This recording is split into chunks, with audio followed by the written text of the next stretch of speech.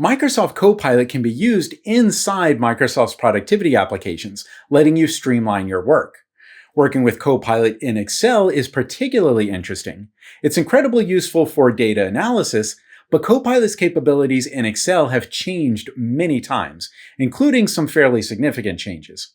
It's important to get familiar with how Copilot works in Excel in general, but you should also be ready for things to shift.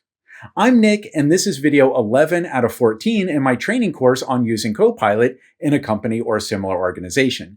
You can find links to the other videos in the description. If you are starting from the Copilot website, you can click the Apps button in the sidebar on the left, and you can open Microsoft Excel on the web. Or if you have the full Excel desktop application installed on your computer, you can launch that. In the desktop application, you can click the Account button in the sidebar on the left and confirm that you are signed into Excel with the right account. If you are working with a Microsoft 365 account that is managed by your company, you should make sure to sign into Excel here with that account. Then go back to the Home section. You can open a file stored on your computer. However, in Excel specifically, there are many Copilot features that simply will not work if you open a file stored on your computer. For example, I could open a spreadsheet from my Documents folder. Then I'll go to the Copilot button in the Home ribbon, and I'll click the arrow to open the menu under the Copilot button and switch to App Skills. This is something that we'll learn more about in just a moment. But when I do that, Copilot says that it only works with files that have autosave turned on.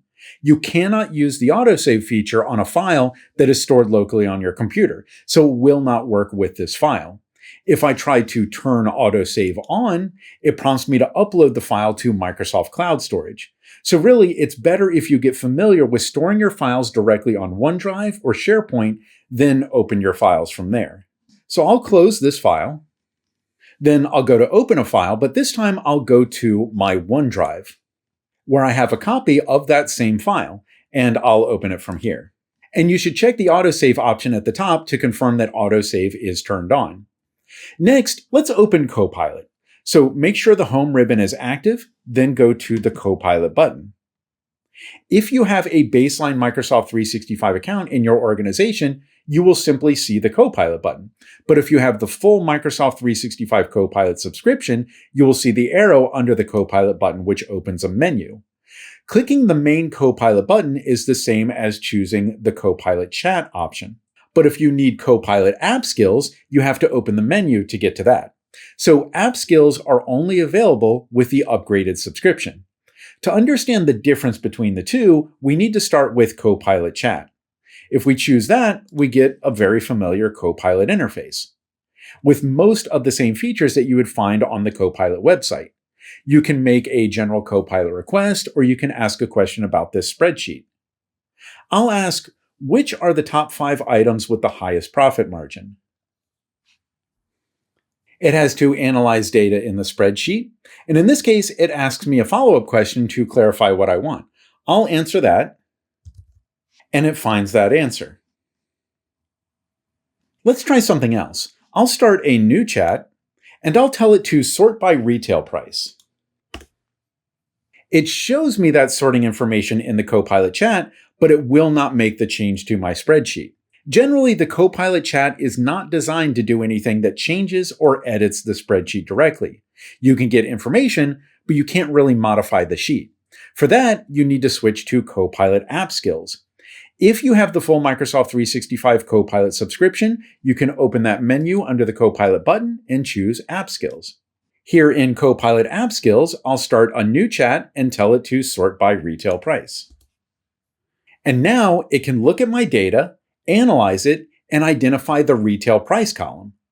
But still, it's resistant to actually making the change. Instead, it will show the proposed change in the Copilot Chat, and you have to apply that change if you want it to happen. So I'll click Apply, and it sorts my data. Let's try a few other commands.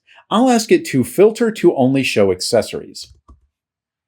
It shows the proposed change, and I will have to click Apply. And now my sheet has been filtered. It's only showing inventory items that are identified as accessories.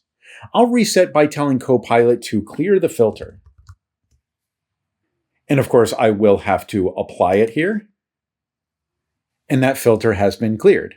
Let's explore just a few more things. I want it to automatically label certain data. So I'll tell Copilot, for each item with a profit value higher than $100, color the row in green. And now two things will happen. First, it has to calculate the profit for each item because that value is not in the sheet. The wholesale price and the retail price are in the sheet, so Copilot decides it's able to calculate the profit based on those values. And second, it's going to apply conditional formatting. This is a tool for applying a color or other formatting element to specific cells based on specific conditions. But I didn't ask for conditional formatting. I didn't need to. I asked Copilot to do a task using natural language, and Copilot decided how to do it. So I'm going to apply this change. And now the conditional formatting with a custom calculation has been added, and the items with the highest profit value are now green. Let's add that profit information so we can see it. I'll tell Copilot to calculate the profit margin for each item and add that to a new column. We'll give it a moment to find that information. And now I don't see an apply button, I see a button to insert the column. If I just point at it, we see a preview of what that column will look like. And if I actually want it, I can click that button and it adds that column. Of course, earlier I said that Copilot in Excel cannot draft new content like it can in Word, but it can add content to a spreadsheet based on calculations or insights. Okay, there's one more thing that I need here. I'll tell Copilot to make a pivot table showing how much profit we're missing out on for the items in each category that are backordered. For this task, you may be able to get a pivot table using natural language, but just to be safe, I'm specifying that I want a pivot table. And now it's offering to add that table to a new sheet. So I'll click that button to confirm that's what I want. And at the bottom, we see the tab for the new sheet. On that new sheet, I can click on the table, and I do see the pivot table controls. So if you're not comfortable making a pivot table, you can ask Copilot App Skills to do it. Or you can ask for a chart or a graph or many other things. And of course, I can go back to the original sheet by clicking the Product Inventory tab at the bottom.